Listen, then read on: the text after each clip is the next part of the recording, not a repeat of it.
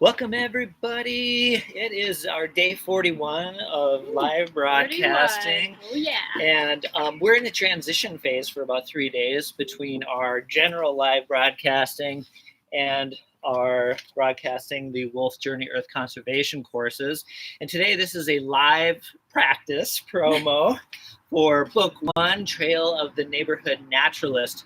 And as you can see, we're ready. dressed for it. This may be our look for the Trail of the Neighborhood Naturalist, which may go on for 48 days. Sun and rain protection right there. Absolutely. And mine stylish. too. Oh, yeah. And then, I'm not sure what look we'll have for Trail of the Traditional Herbalist. Might be more apron. of a kitchen apron look. Yeah. Maybe not. I don't know. Field knee vest. pads for knee pads. Oh, yeah. harvesting, all those sorts of things.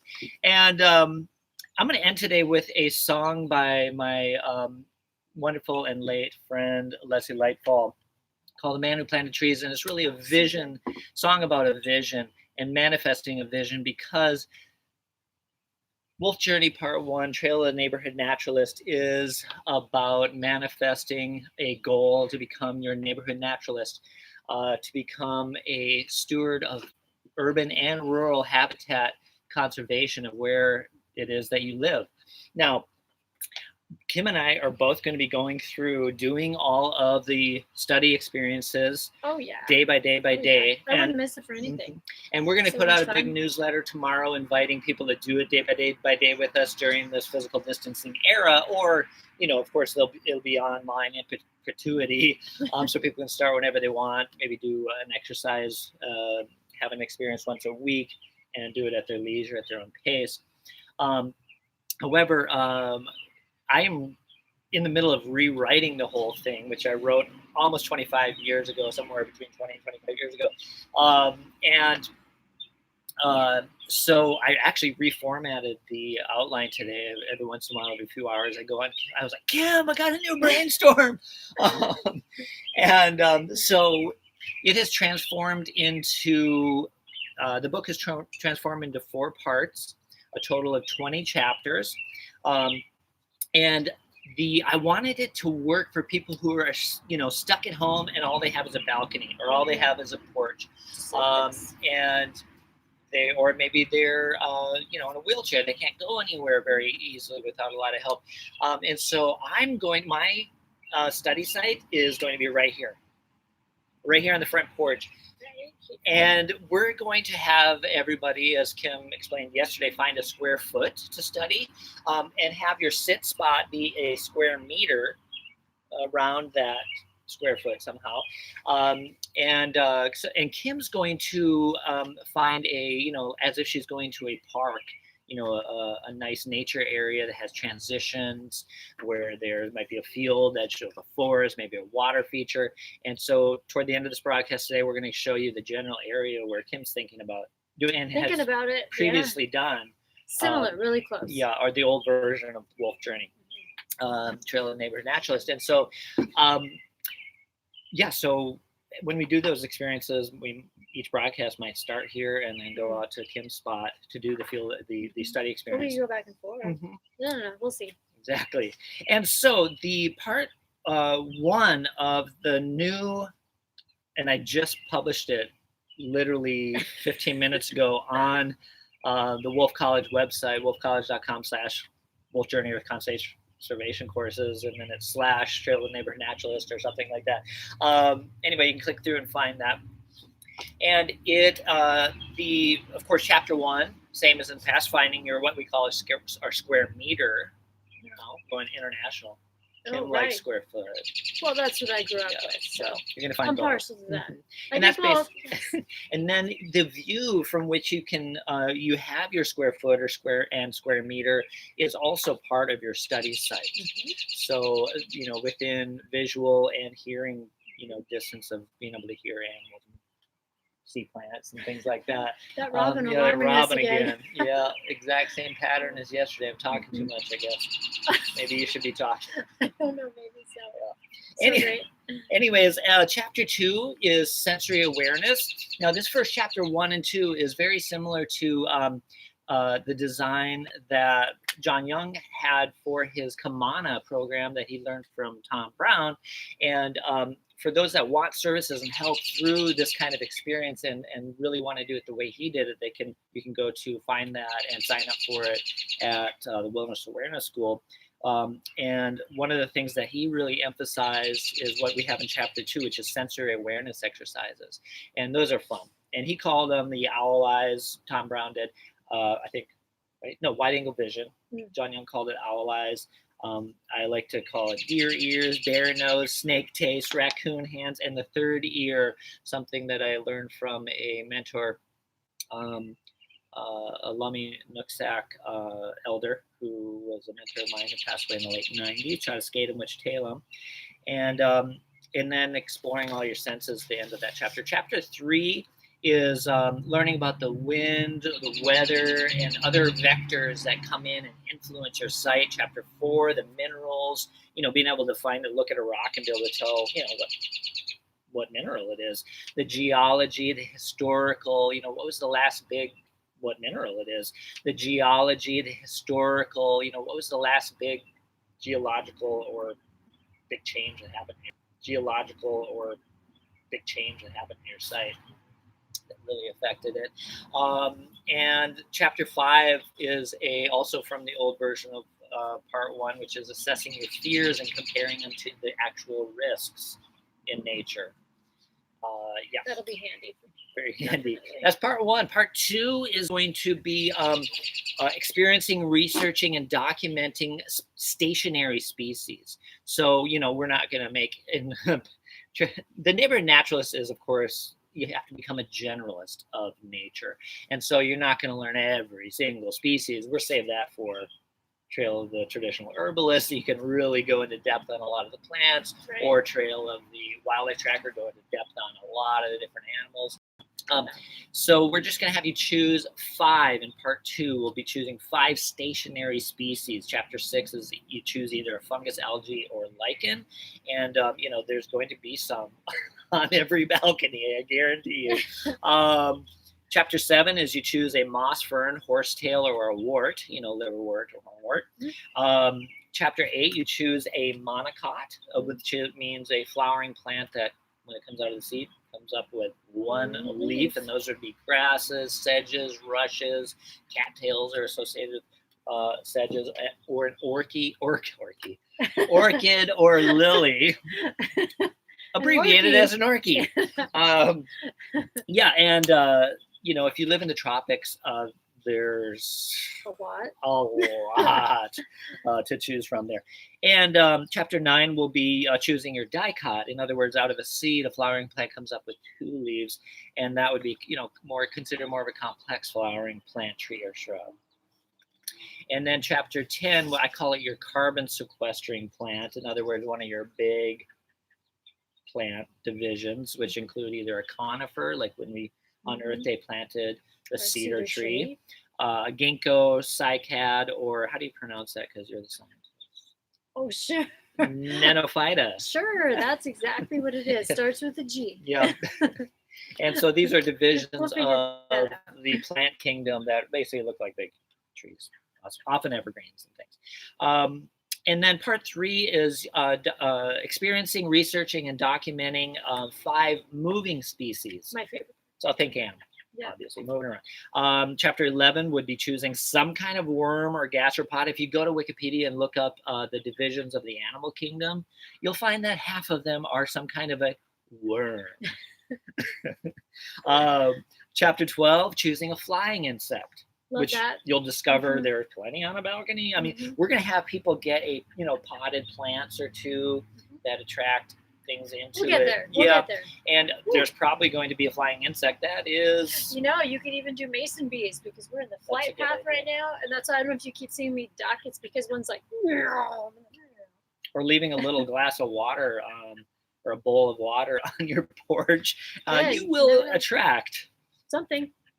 Algae, flying insects that start out as, what are the different stages generally? We've got egg, like for instance with the beetles that we are mealworms. The larva. Most people think of mealworms as a larva, but really they're what kind of beetle? Darkling beetle. Darkling beetle, and all this. There's eggs, larva, pupa, and the adult stage, of course. Yeah, and so some kind of course doesn't fly. Thank goodness, or else I would be in so much trouble. Yeah. Chapter 13, choosing an arachnid. That would be a spider or a mite or a tick. Yeah. Nowadays, in a lot of parts of the country, North America, you need to know about ticks. Mm-hmm. Chapter 14 will be choosing a bird. Yay! And, we're just having you choose one bird and one of these different things, because once you study one and get to know one really well, it's easy to continue learning multiple birds. And chapter 15 would be choosing a mammal, reptile, or amphibian. Certainly there would be one coming up on a porch, especially by the time you get chapter 15, you got a few potted plants out there, and you probably got some worms. I was thinking a rodent would be yours. Yeah, could be a rodent. Could be a little lizard or something if you're in the desert Southwest. They're all. That's true. What is it that you're in Hawaii or something? Those little geckos. Oh, the geckos. Oh, cute. Anyway, yeah, and then part 4 is manifesting your knowledge into the environment, into the community. It's all about habitat restoration and conservation. I just mentioned this to Kim. I was like, we need to, obviously I hadn't written this part yet. And I haven't written it. I've only written the outline, which you can see on this page. Trail of Neighborhood Naturalist page has this outline. And you're going to, in chapter 16, investigating a project to do. It could be that you turn your yard, right around you, the areas around you, into what's that one certification you can get kind of as a backyard habitat? Wildlife habitat certification. Yeah, well, I'm more. Yeah, and different options. It's not that hard to do, actually. Or maybe you volunteer. You suggest a project or jump into a project that your local conservation district's doing. Like we have one right next door. And we'll help give you guys ideas. Yep. All y'all ideas. So once you choose your project, investigating projects, chapter 17 is building partnerships in process to get to doing that project. Chapter 18, gathering resources together you need to manifest that project. Chapter 19 will actually be finally having your work party. And could be a work party at 1. Yep. Depends on the size. That's true. Could be right around your house. Yeah. And then chapter 20. So you can make this as obviously huge or as little of a project as you want. Chapter 20 is publishing your results and sharing that with the community. That is the new Wolf Journey, part 1. Book 1, should I say, Trail of the Neighborhood Naturalist. And it may sound overwhelming right there since we just threw it all at you, but we're going to take this step by step and make it easy. And so before you know it, you're going to be moving right through it and loving every minute of it. Yep. So our plan for the next couple of days. Tomorrow, we're going to spend some time during the day redoing, unless this turns out amazing. We want to actually videotape a real promo of Wolf Journey generally, like we did live yesterday. We thought that needs to be improved just a little, right? I'm thinking. We'll see. And today, anyway, I think Susie's commenting. Yeah, we'll take a look at the comments in a second. And then we might redo this one because on YouTube, the uploads, when you go to a YouTube channel, the uploads come up first, and this is live, and it would be hard to find that, and so we may need to. Do it as an upload. And then so tomorrow we'll either take a break or we'll do an there is on the website, if you click into the first introduction to book 1, Trail of the Neighborhood Naturalist, there's an introduction to the link, and right now it's password protected. We'll unveil that tomorrow, and maybe at the same time as this broadcast, 6 p.m. However, we're asking everybody to go in and take our new Survey Monkey survey about when you want our broadcast to be for Wolf Journey. If we do it every day, what day of the week would be best once we switch to once a week when things get a little bit more normal. And so far, the surveys have shown that between 9 a.m. and 10 a.m. is the most popular time. So we're thinking of going with 9 a.m. So make a comment if that's fine. Obviously, you don't have to watch each of the field, watch it live. The study experiences live. You can look at them later or do them at your own pace. But we're thinking doing the 9 a.m. live broadcast each of these study experiences. And there are 4 in each of those 20 chapters. So what's that? 4 times 20 is 80 days. Woo! Yeah. That's going to go into the summer. Yep, it is. Yeah, maybe we'll have to switch to weekly. Hopefully distancing era will end, and we'll have to switch to weekly because we'll have to get back to work. focusing on our summer camps. Yeah. Anyways, and then sending out a big newsletter probably tomorrow, and so that Monday maybe we'll start at 9 a.m. with our daily study experiences. Yeah. Now, I thought we would head over to look at the area that Kim's talking. Now, you're looking at my study site right here on the porch. I'm going to turn this into an incredible habitat by the end of the 80 exercises. We're offering it complimentary during this era whenever people are at home, kids aren't even at school. They might want to do this as a biology or science or PE experience. Maybe. Yeah, we'll see. And then, but of course, we'll accept donations because we want to keep our spring staff employed. We want to get ready for summer camp, and hopefully everybody do what you need to do so everything's back to semi-normal by summer. And just a big thanks to everybody that subscribed at youtube.com/wolfcampcollege so that we can broadcast these live starting Monday morning. Hopefully that app will be working by then. Hey, let's take a look and see if there's any questions on here. Susie says she's going to choose a bird, and she's going to choose the red-tailed hawk. Of course you are. I hope you get a crow too. Excellent. All right, so let's go. Here's some of the books we mentioned yesterday that we would use in our area, which is the Western Lowland, Western Washington. Yep. And now we're going to walk over and take a look at, if you want to choose a study site that's maybe you have a beautiful yard or backyard, or maybe your local park, somewhere close, something easy to get to that you can go and study on a regular basis. So we're going to take a look at what Kim's thinking about, similar to where she's done it before. I'll hold this one if you want to hold that one. Actually, I'm just going to follow you. I'm following you. Yeah. I'm going to follow you over to your spot. Yes, go ahead. No. Okay, we're going to blind everybody. That's okay. I'll hold this. I'll hold it. Faster, yeah. Oh, right. Yeah. Hi, chickens. Mm-hmm. Okay, let's head over there. Here she comes. Yep, we're right next to it. Now we have to be near the chickens, of course. Right. Because Kim loves her girls. And we've back here. Really cool cavity nester. It could be a woodpecker. In years past, we've had starlings take over, but a lot of predators can get to it too, and we know that the predators can move around through here. We should probably head back because it's getting a little jerky. That's fine. Can you tell me? Oh, right, we're way away from our router. Yeah, because we haven't been able to turn on that. Can you tell me what your square foot versus square meter sort of thing would be? Well, I'm kind of torn. I was thinking different options. I could do something that includes part of this tree right here, since there's a lot of activity that goes on. Buttercup and some grass and that would be awesome. And I'm sure there's a bunch of little critters. There's some leftovers from the willow. So is that similar to your square foot that you chose when you were a kid? Other than that, was in the middle of the woods. Okay. Because we had some woods on the edge of our school, but that's okay. Because we had some woods on the edge of our school, but that's kind of what I was thinking. But any spot out here would really work because there's going to be an amazing diverse. Our cottonwood trees are losing their seeds, sending out their seeds. The cotton flying all over, so that's adding diversity.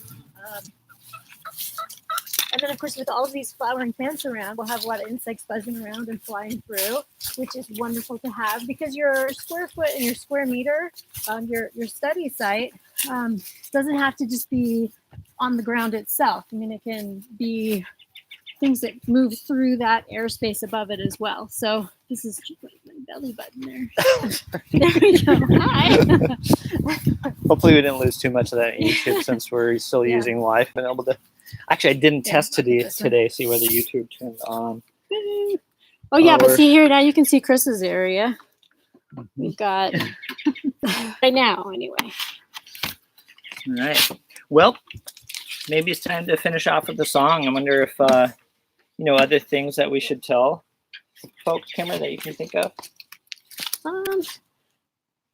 I guess just know that we'll help you through it. Yeah. Come out the other side. Oh, you got it. And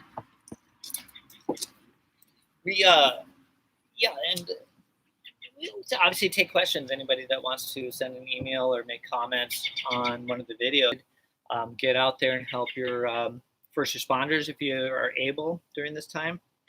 And we will, if you haven't completed our survey yet, click on the link in the description, the Survey Monkey. There's only 4 questions, and you can tell us what you think would be the best time for us to do this, what day of the week eventually, and we switch to weekly. And I'll just put this down here. And there's one place where you can put in other comments. Naturalist by my friend Leslie Lightfall. It's the most popular, most requested song at Wolf Camp. It is. And just imagine yourself doing this experience of becoming your neighborhood naturalist, creating an incredible habitat, restoring some habitat, conserving the area in which you live. And can you imagine the change that would take place over the course of these, what could just be 80 days, or if you did it once a week, is actually a really good amount of time to become a naturalist. Because if you have that study site, you go through all the seasons of what happens at that study site, and then you go through it one more time around the sun, and you see those same patterns repeat themselves. You have become. You hear the song. By the way, what were you gonna say? Nothing. I was thinking I'd go down and aim it at you. Oh yeah, okay, sure. Okay. Oh, woodpecker. Oh, where's the woodpecker? I heard it. Probably on somebody's roof. There, did you hear it? Is it far off? Or Yeah, is it it's far off.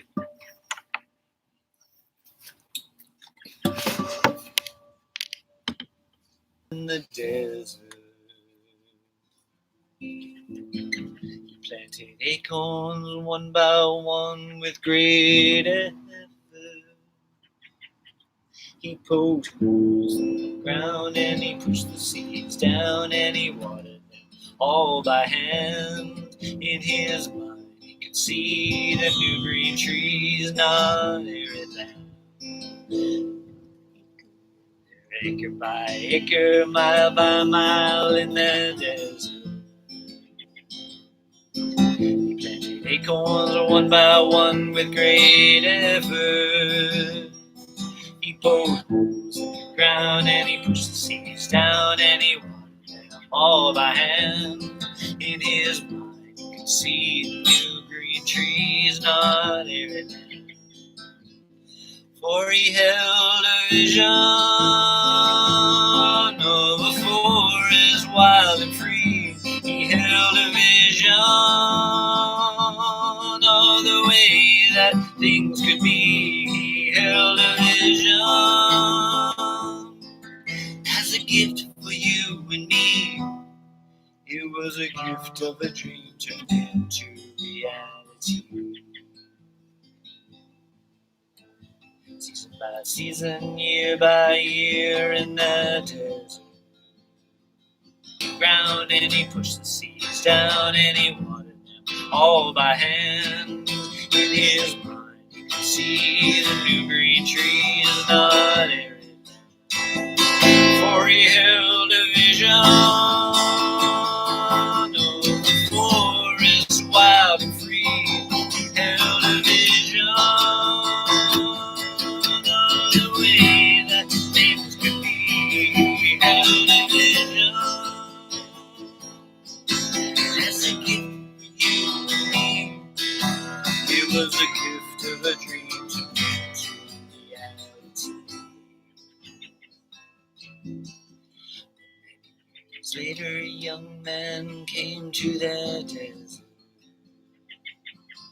He looked around, astonished at one saw the vision of a forest wild and free. He saw the vision of the way that things could be. He saw the vision. It was a gift to you and me. It was a gift of a dream turned into reality. Planted acorns one by one with great effort. He poked new green tree is not arid. In his mind, he could see the forest